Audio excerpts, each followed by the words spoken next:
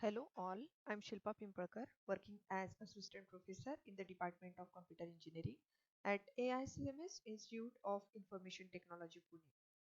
I welcome you all for the session of Database Management Systems. In this session, we are going to discuss about how to use JSON for encoding data and how to use JSON array for encoding of the data. Here I have created a project for demonstrating this JSON use. This JSON object class I have used and created its object. I'm able to use this JSON object because I have added here external jar file. You need to download the jar file, and here you can select build path.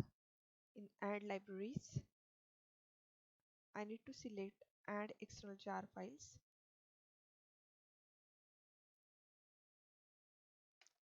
add external jar file, and here I have already downloaded the jar file which I have selected.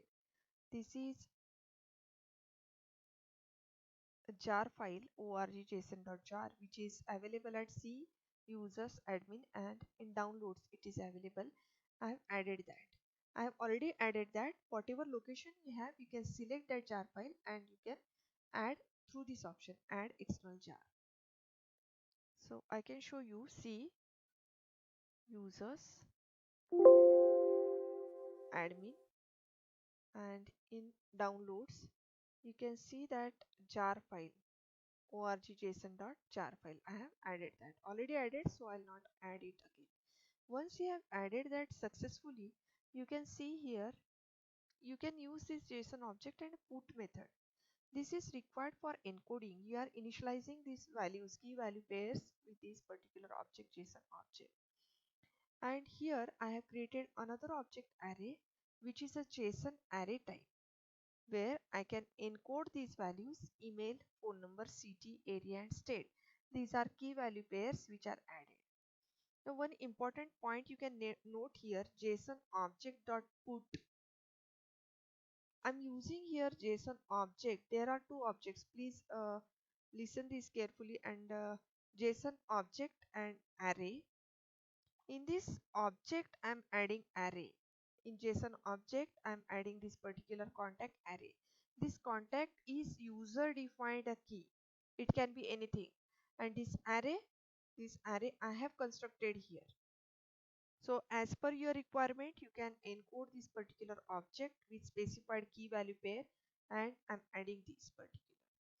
Next, I want to display this particular object. So JSON file is created and this JSON object.toString, and it will display whatever encoding we have done. I'll execute this.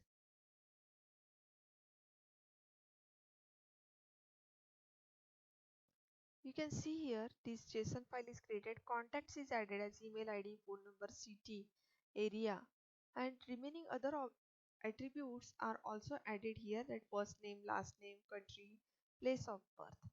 So here I have demonstrated how to use this JSON for encoding and for using jar. This is optional. I can remove this particular part.